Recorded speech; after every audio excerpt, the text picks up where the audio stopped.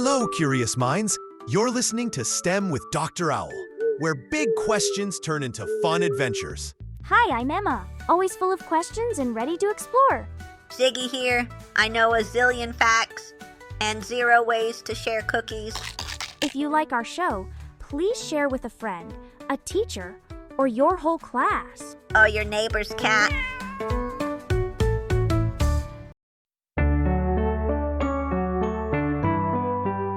Welcome back, explorers, to the final episode of our special mini-series on the Titanic. In our last adventure, we followed the tragic story of that fateful night. Now, do you remember the biggest problem we discovered at the very end? I do. It was the lifeboats. There weren't enough for everyone on board, which is so sad to think about. Exactly, Emma. And it's okay to feel sad. But the reason we tell this story is because even from the biggest mistakes, we can learn the most important lessons.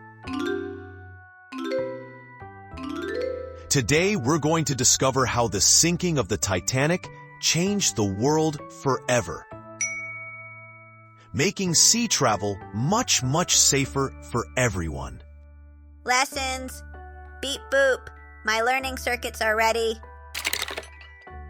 So, the first lesson was more lifeboats. That was the #1 lesson, Ziggy. Right after the disaster, countries agreed on a new set of rules called SOLAS, which stands for Safety of Life at Sea. Its first and most important rule is simple. Every ship must have a seat in a lifeboat for every single person on board. A lifeboats for all rule. That makes so much sense. What other rules did they make? Another big one was about communication. The Titanic's radio operator missed some iceberg warnings because he was also busy sending messages for the passengers. So, the new SOLAS rules said that all big ships must have someone listening to the radio for safety warnings 24 hours a day, 7 days a week. It's like having a dedicated emergency phone that someone is always watching. A 24/7 listening party. My audio sensors approve. Beep boop. They also made lifeboat drills mandatory. Emma, have you ever practiced for an emergency at school? Yes. We have fire drills where we practice walking out to the playground quickly and quietly. It's the exact same idea. On a ship, you practice getting to your lifeboat station so that if there's a real emergency, everyone knows what to do and where to go to be safe. Practice makes progress. Okay, so the people are safer. But what about the sneaky icebergs? Do they have giant robot eyes now? Oh, a great question. Not robot eyes, but 2 kinds of amazing super senses. One helps ships see for miles through darkness and fog in the air, and the other helps them see with sound deep underwater. Any guesses what they could be?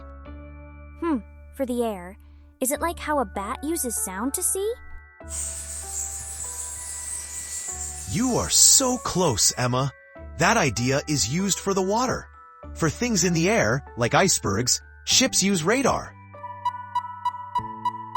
Radar sends out invisible radio waves that bounce off objects and tell the ship something is out there.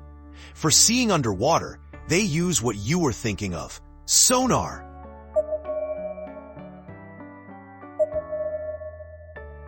Sonar sends a pulse of sound down, and when the echo comes back, it creates a picture of what's below. So sonar is for finding sunken treasure. And radar is for avoiding giant ice cubes. Got it. That's amazing. So, the Titanic is still at the bottom of the ocean, which is super deep. Did anyone ever find it again? They did, but it was incredibly hard. The Titanic is resting more than 2 miles deep. The water pressure there is so strong, it would crush a car like a soda can. It's also pitch black and freezing cold. This brings us to a trivia question. When scientists finally found the Titanic in 1985, what special tool did they use?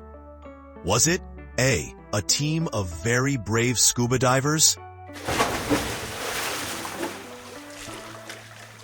B, a giant magnet?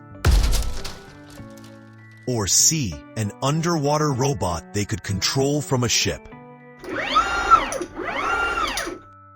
A giant magnet to pull up a giant metal ship. The logic is magnetic. I choose B. It's way too deep and dark for scuba divers, and I think the ship is too heavy for a magnet. A robot you can control sounds like a video game. I'll guess C, the underwater robot. C is correct, Emma.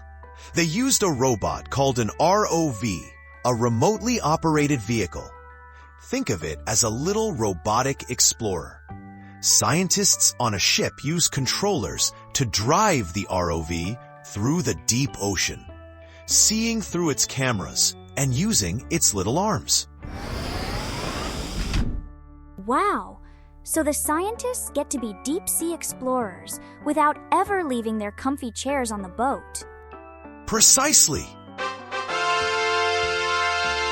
And with that discovery, our 3-part journey comes to a close. Let's think back on our adventure. What was the most surprising thing you learned in our first episode about how the Titanic was built? I thought it was amazing how its shape and all the air inside made such a heavy thing float. Buoyancy. Excellent. And Ziggy, what about our second episode, when disaster struck? That most of an iceberg is a secret. Beep boop. A giant, sneaky underwater secret. Wonderful points. We saw the amazing science of building the ship, the tragic chain reaction that sank it, and today, the powerful lessons learned from it. The big idea is this: making a mistake, even a really big one, isn't the end of the story. The most important part is what you do next.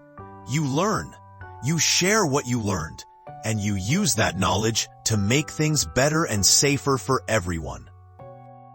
Thank you for teaching us, Dr. Owl. This was the best mini-series ever. Affirmative. My brain is full of science. Beep boop bye.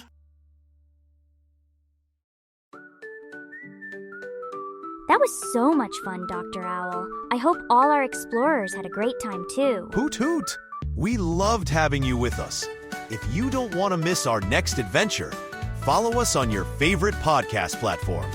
And if you know a friend who loves exploring too, share our podcast with them. If you have a question or a topic you want to learn more about, leave us a comment. See you next time.